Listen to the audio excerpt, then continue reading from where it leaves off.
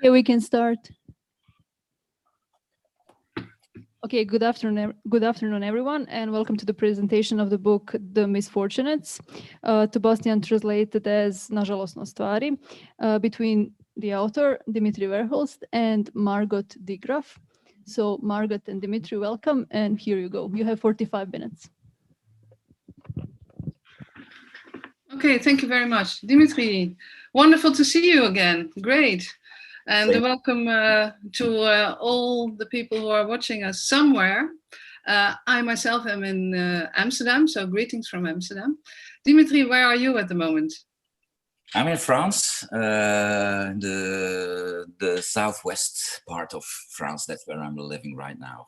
Ah, what a pity we cannot be in Sarajevo at the moment, don't you think so? I was looking forward to it. I wanted to be in Sarajevo, but unfortunately, we'll do it like this. Next year, maybe. I hope. Well, anyway, it's a very big pleasure for me, Dimitri, to speak to you, even, well, from a screen.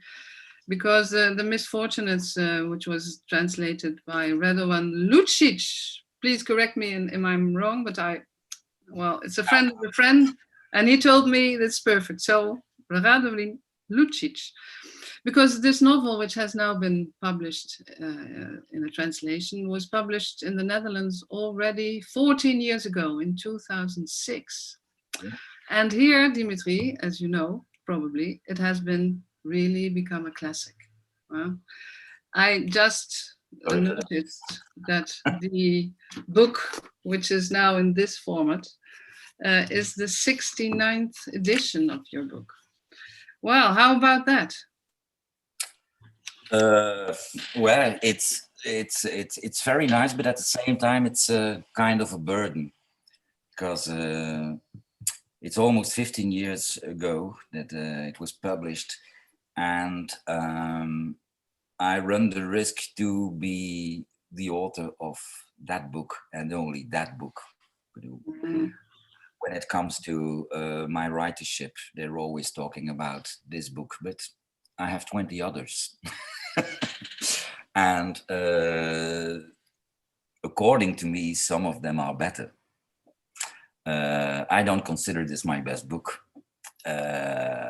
But of course, this is my opinion, and I have to deal with it, that it has become a classic. I have to be very happy with it, and I truly am, but it brings too much shadow on my other novels. Yeah, in the meantime, you have published so many other novels and short stories and plays, and there have been films and poems. You have been doing so many other things. I understand that, but one has to start somewhere. So I think this is a wonderful novel to start with. Yeah, but I'm happy. Don't misunderstand me. I'm very happy with it, but at the same time, it's kind of a stone and on my ankles. And this book has also been typecasting me in a way. The folky writer, the lower class writer. It typecasted me in a way.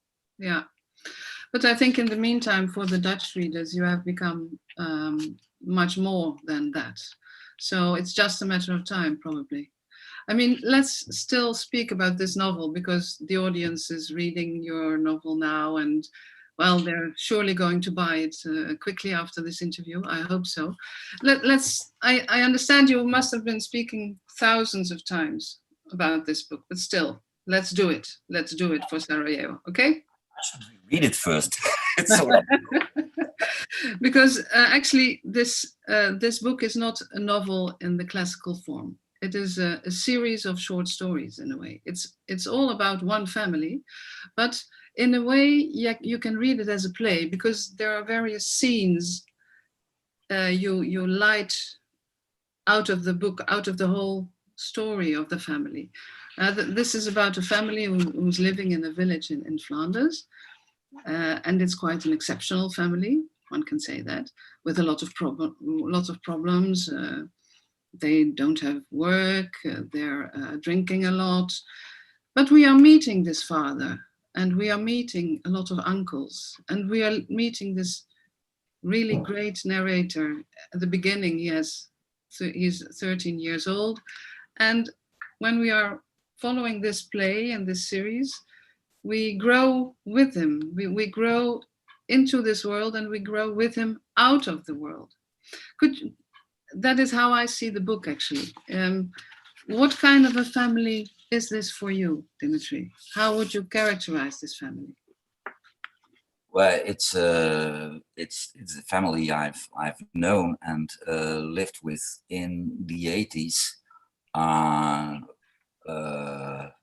There was little work in the 80s. We tend to forget, but it was tough to find a job. My father had one as a postman. He was a lucky guy to be a postman, and he loved this job a lot, really. But he lived together with his brothers, my uncles, with the mother, my grandmother. They were all left by their women. This was something new. You could divorce in the 80s. It was something you did not do, or exceptionally, in the 60s or the 70s. But in the 80s, women in Belgium thought, oh, my man has a drinking problem. He has a tendency to be aggressive when he drank, but I can leave him. So all these uncles of mine were left by their women. And they never cooked in their lives. It was something men did not do in those days. So they were helpless on their own, and they lived with mommy again, my grandmother, and that's where we all lived together. Mm-hmm. That was my father, my grandmother, and me. So yeah, it is, let's say, an original way of living together. You say, I asked what kind of a family this is, and you immediately answered in the we form. Yeah. I have read it as a novel, and I see it as characters. Is it 100% autobiographical then? I cannot imagine that. It's hard to speak about percentages, but it is autobiographical. Yeah. Absolutely. Yeah. Well, actually, but there was something nice you said, and I didn't notice. But you said I was talking in the we form, but I wrote in the we form as well. At least in the beginning of the book, it's about us, we, the family Verhulst, we, my father, we, my uncles, and in the end of the book, it has become I. Mm-hmm. I'm not part of the family anymore. Yeah. And although I can say I'm saved in a way, not being part of it anymore, not living the life that I almost was meant to live. So I was saved in a way, but on the other hand, there is a form of not loneliness, but it's a love that is lost. So it's a book about misery and having fun during the misery, but it's also a book about love. Oh yes, absolutely. Yeah. Not having this love anymore. Yeah.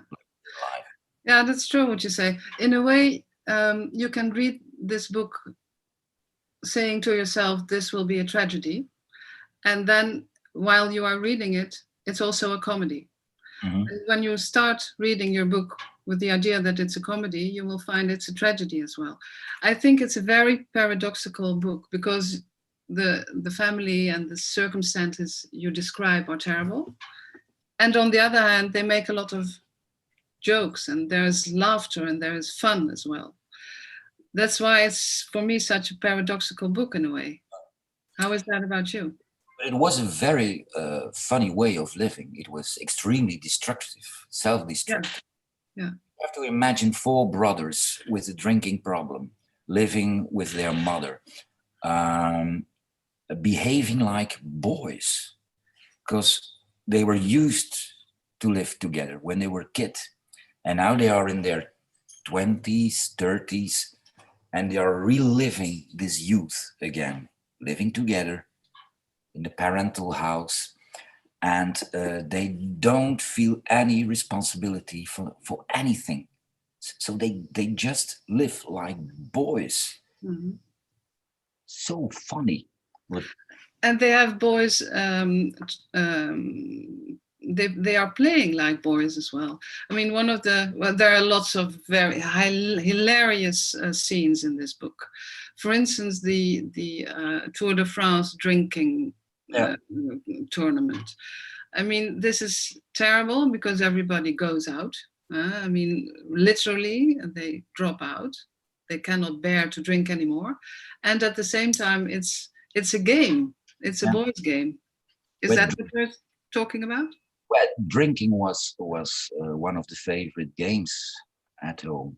We were very proud to have my uncle Herman, who was at a certain moment world champion beer drinking. He really was. It's the proudness of the family. Mm. It's not an ethical thing to do, becoming a world champion beer drinking and having an accident afterwards, and not educating your children at the same time.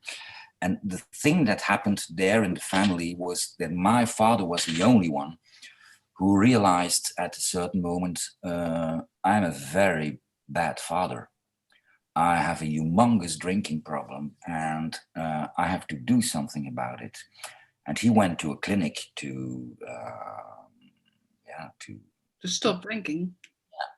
He was the only one, and his brothers continued playing this alcoholized life, so to say. Mm-hmm. And there you have this, how would you call it? Friction. It's a kind of friction.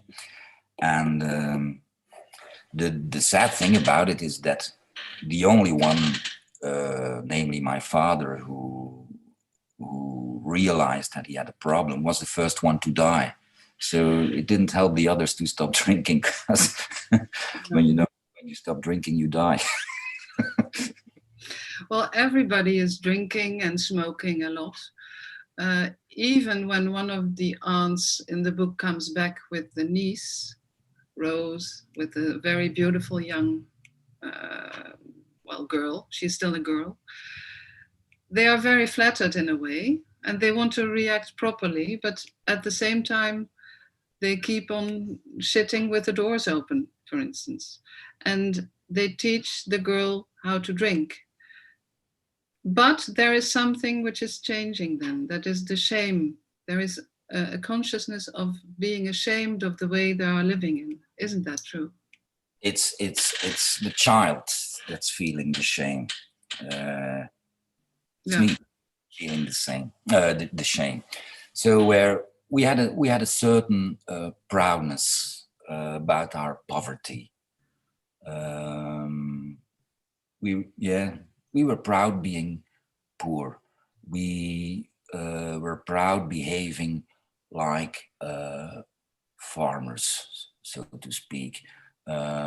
We were very proud for not reading books and watching the shittiest movies on television. There was a certain proudness about it.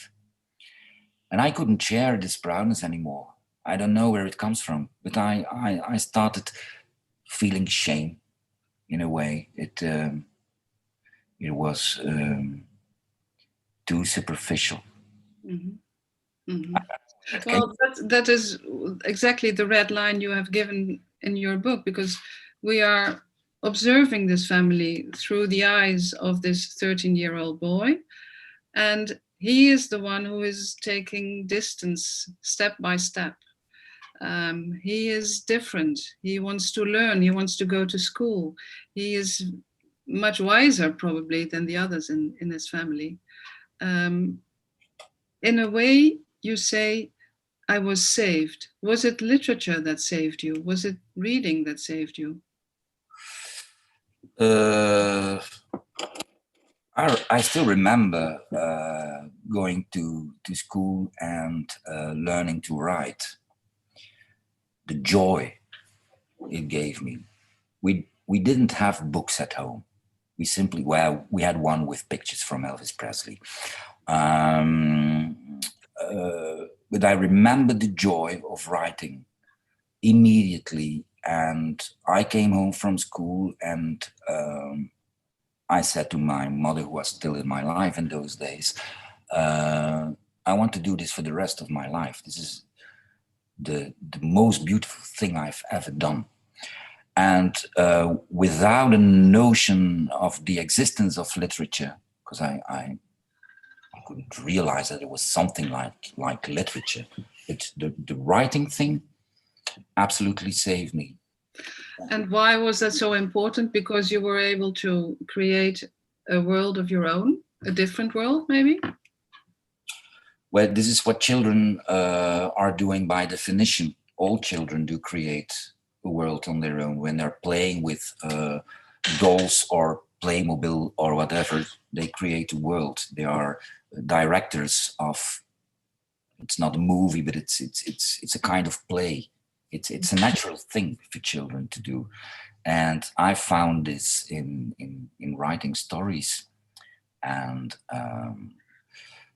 of course, these were childish stories. It was more Jules Verne traveling around the world on vehicles, and I made drawings and illustrated my stories.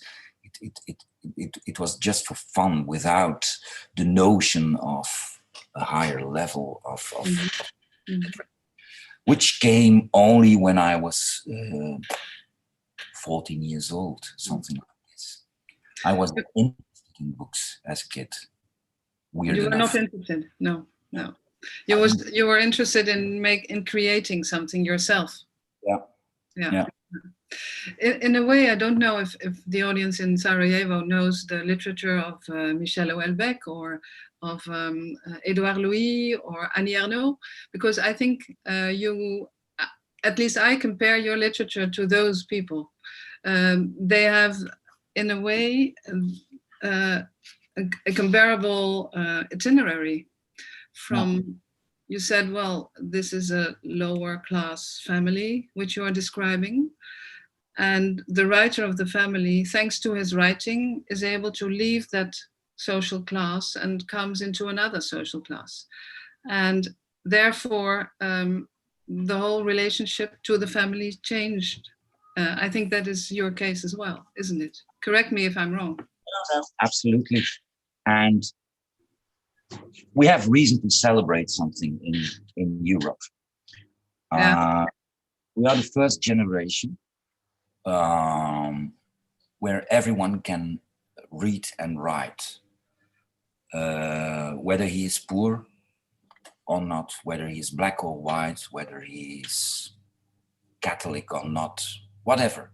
We all have the possibility, all of us in Europe, to read and write, which means that for the first time in history, everyone can write his own story. So the lower class people can write their own stories. There were days where the others had to write about the poor, where if you were lucky, there was a writer, an author with empathy. There were days where women could not write about their lives. They had to wait until a man was writing about the dollhouse, for instance, this beautiful play, which is very important for feminism. It's written about a man because women mostly were not able to do this. So we all can write about our own lives, our own situations. This is unique. And at the same time, and that's a sad part, exactly now where we all can read and write, this is the time where you see a decline in the interest for literature. And that's something I do not understand and find very, very sad. Mm-hmm. Yeah. I agree with you, and probably it's the Netflix business which is making an influence there. But coming back to the book, for me, this is also a very political book. Even if it's not about political parties, it's a very political book. Yeah, I'm very glad you noticed. Yeah, it is.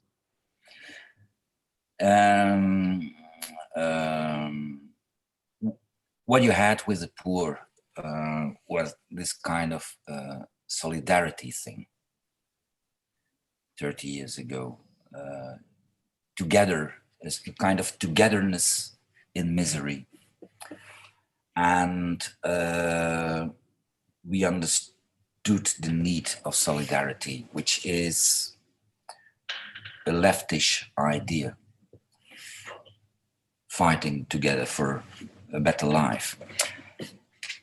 And these bunch of let's call it misery people has lost this feeling for solidarity, and it has turned into egoism, hate for the others, protecting what you are having, or even protecting what you're not having. So what I describe in Misfortune, it's and I'm really glad you noticed that it's also a political book, is the movement from left to right, which happened in very, very short time. Yeah, you say it's because we have all become very individualistic and narcissistic people, which is true in general, I think. But on the other hand, isn't it true that our society has been changing because of all the digital developments? I mean, we are now speaking to each other via an écran. The same thing is happening everywhere, in the farms, in the entreprise, where people are working. I mean, we've all become cells on our own. I'm not sure that it is a lack of solidarity, but maybe the world has been changing in that way, because the individuals, also the capitalists, have become individuals. Of course. It's a new kind of renaissance we are living in. Yeah. What's typical for Renaissance, Renaissance fell together with the invention of the mirror. Yeah. Finally, we could see ourselves. So the first big self-portraits are we seeing in Renaissance times. And we are living this, but in a digital way, due to the selfie, I'm afraid. This is we have a new self-portrait era, but in another form. And just like individualism was pretty important in the 15th century, we're seeing this now again, but I'm afraid in a more superficial way. I want to come back, if you allow me, I'd like to come back to another aspect of the book, which which is marvelous, I think, about it. That is your language. The language is extremely musical. The language is rhythm. The language is sound. The language is a symphony. I mean, I think we should speak about that as well, because it must have been really a challenge to any translator to translate your book really good. For instance, people, maybe you could explain that. People know you are a Belgian writer, but if you are asked in what language do you write, what is your answer? Well, mostly I say I write VERHULSTian or something. If this language, well, it exists, I'm writing in it. It's what every writer should do. He has to come up with his own language. The very good writers you recognize immediately because they developed their own tonality, their own little music, their own rhythm. Mhm. Yeah. But you are writing in Dutch. People say often, well, does he write in Flemish? And then how to explain the difference between Dutch and Flemish, and then even the Verhulstian language? I mean, what is that for you? How do you see that difference? Well,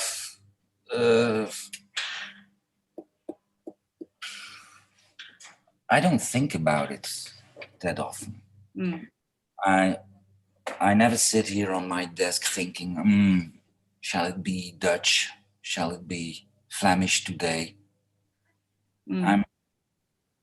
I'm not very much aware of the language I'm writing in. You are not?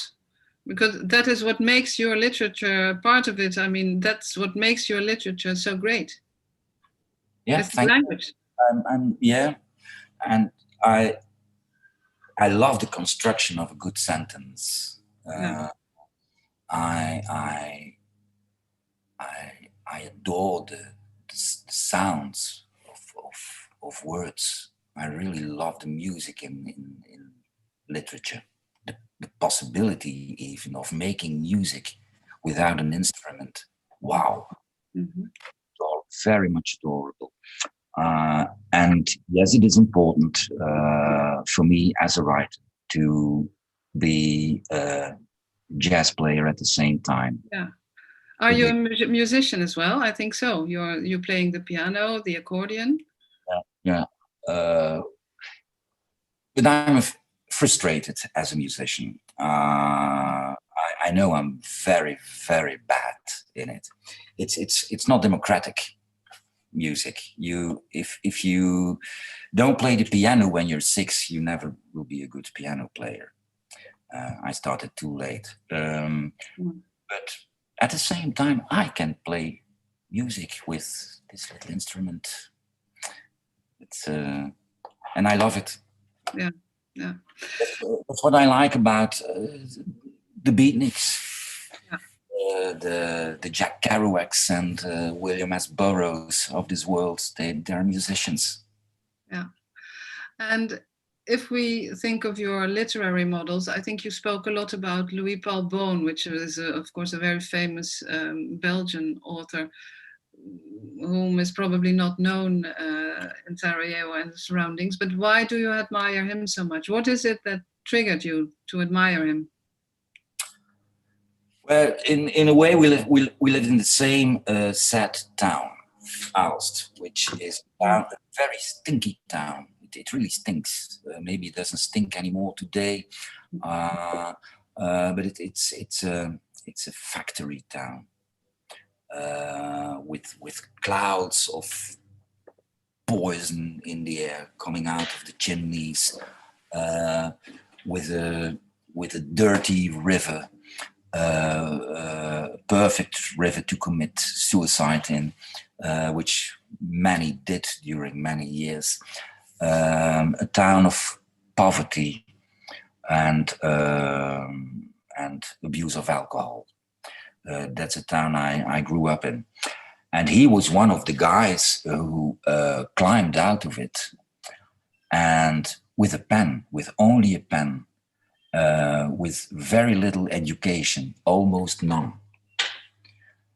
And he climbed out of it to this extent that he said to people, because they saw him as the working class writer, I hate this word, because he was the one who said, well, maybe you should read Dostoyevsky. I mean, that doesn't sound too much working class to me. So he was typecasted as well, this Louis Paul Boon.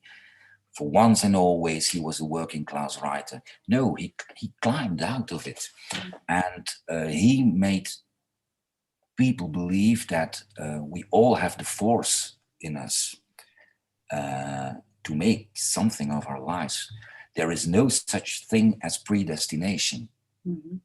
Not because you live in these or those circumstances that you have to stay in it everyone has the power in itself, and of course you need a little luck in life.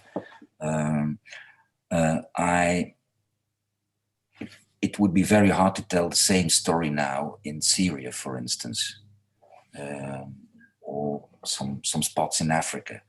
I don't think I'm brave enough to tell the children there, hey, you have the force in yourself, you need some luck. Mm-hmm. Mm-hmm. We all have the power. Well, there is something very positive in your books, because not only in the misfortunates you can read that, you can see that there is some hope. You give us some pepper. Come on, do your thing and don't be fatalist. That is a kind of, well, when you have finished your book, that is what one can take home.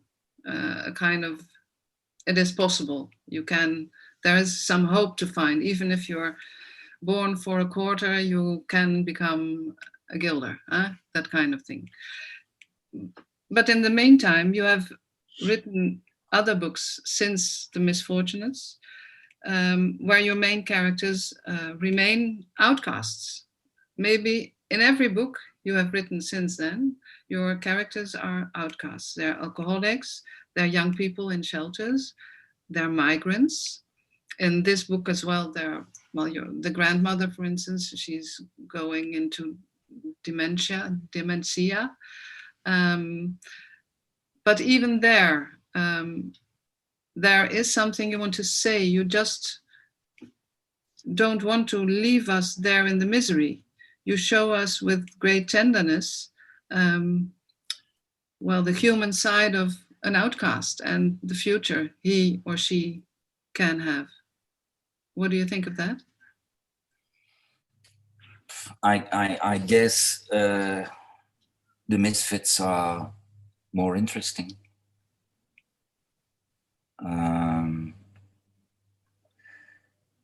What to tell about average people? They're so average. Yeah. But are you in a way the spokesman for the people who don't have this talent like you? Well,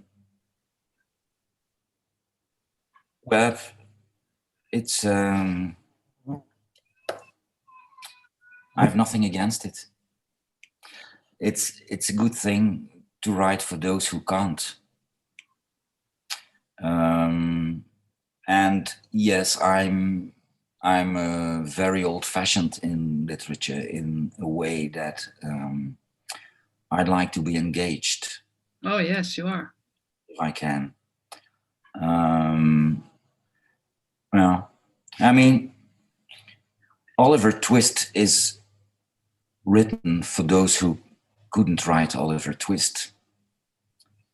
And it's thanks to books like Oliver Twist that we started thinking about child labor, that it's not a good thing to have something in society like child labor. So yes, if I can, I will write books for those who can't. Mm-hmm. And are you being read by people? I suppose you are receiving lots of letters, reactions. Over the years, you must have had lots of reactions by your readers. What do they say to you when they have read The Misfortunates? Do they say, oh yes, it is like that, I recognize it immediately. Thanks for writing, for having written this book? I receive thankfulness. Yeah. And the day I'm dying and will think back about my life, it's something that will bring a smile on my face, that there was recognition for some peoples, and more than recognition, the end of shame. Mm-hmm. Not everyone dares to tell what his life was when it comes to child abuse or alcoholism or these kinds of things. And just the fact that they realize that they are not alone, but there are many of them for some meant a lot, and they're thankful for this. Yeah, but there we are coming back to the political side of this book. But in a way, one can read this book also as a cry out for attention, for help. Why is it that we in our society in Belgium, in the Netherlands, in the West, so rich? Why is it that we still have this situation? Isn't that also what you're doing? You're creating attention for this problem. Yes. What can I add here? Yeah. Yeah. It doesn't help all the time. I mean, in 2001, I wrote a book, Problemski Hotel, on asylum seekers. Did it help? No. The situation has become much, much worse. We are 20 years later. The way we deal with asylum seekers 20 years after this book has become immoral sometimes. So does literature help? No, unfortunately. But doing nothing doesn't help at all. No. Unfortunately, it doesn't bring us a better world. No. But still, you should be continuing to write. I have no other choice. Yeah. I mean, what I'm doing, this is what I want to do. And I'll continue. Yeah. Even if I'm the only one fighting this fight, I'll be the only one. That's okay. Yeah.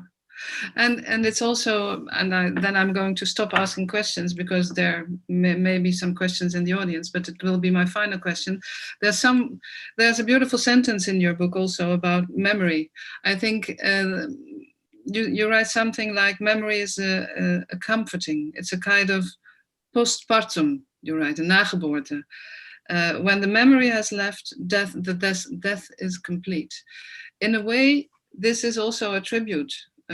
This book to this family, isn't it? It's your way of preventing them to die completely. Well, we only survive in stories. This is my belief. The only paradise, the only form of afterlife is a story. Mm. The moment no one tells a story about us anymore, we are dead. Mm. So writing about this family, for instance, is giving them an afterlife. Mm. You did that very beautifully. Thank you very much. Thank you. I don't know how this works technically, but we just wait for the questions now. Is there anyone? Well, if not, then we've had a good time.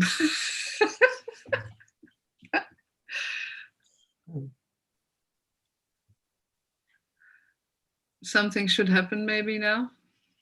Mm-hmm. Is there a technician somewhere?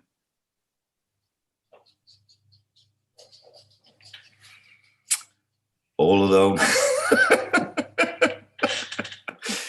It was good seeing you, Margot. Yeah, it was really great. And there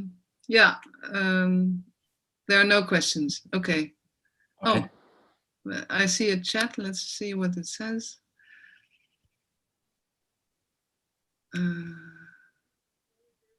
No, it says there are no questions from the audience. Okay. Well, in that case, thank you very much. It was really wonderful to see you. I'm sorry, there is one question. Okay, there's a question. Well, hello. Thank you for speaking to us in Sarajevo. I'm one of the guys from the audience. And I have a question in terms of all the movies you did, people did, from the material from your novels. How does it work for you when you give your novel to a scriptwriter and he develops then a story from the material from your novel.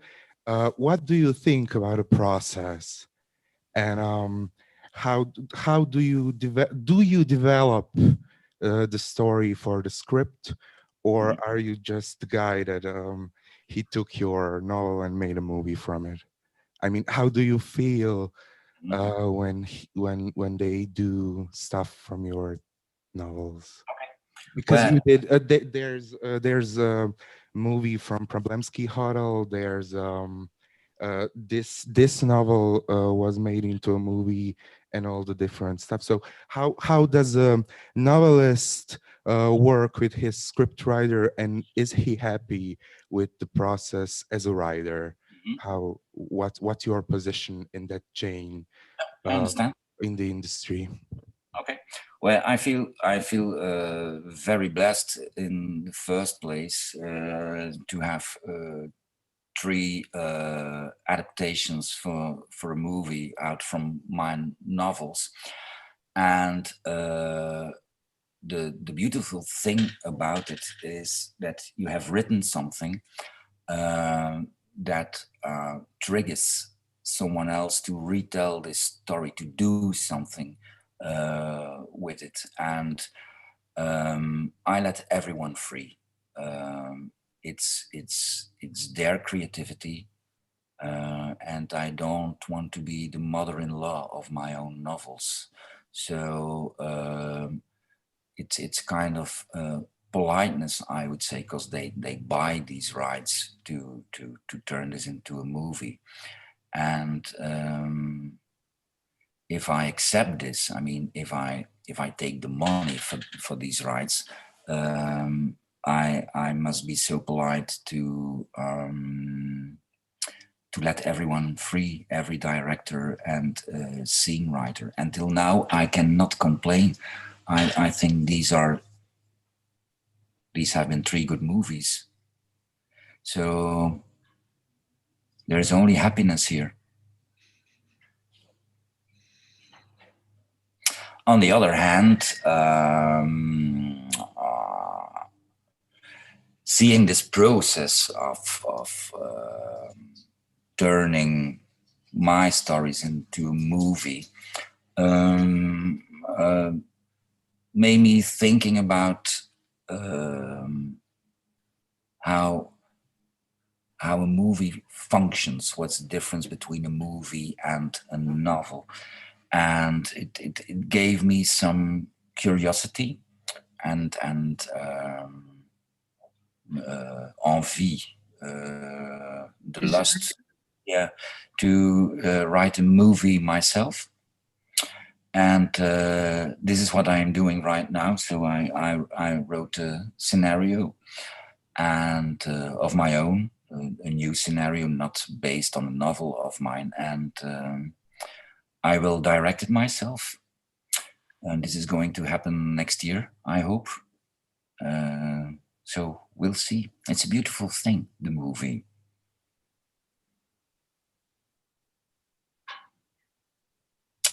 Is this satisfying, this answer? Thank you, Margot, and thank you, Dimitri. It was nice hearing from you. Okay, thank you. Yes. We are done now. Thank you. Okay. Bye-bye. Bye. Bye. Oké. Dag Margot. Dag Dimitri, was hartstikke leuk, interessant. Zet hem op met je film. Hou je goed in jouw isolatie, hè?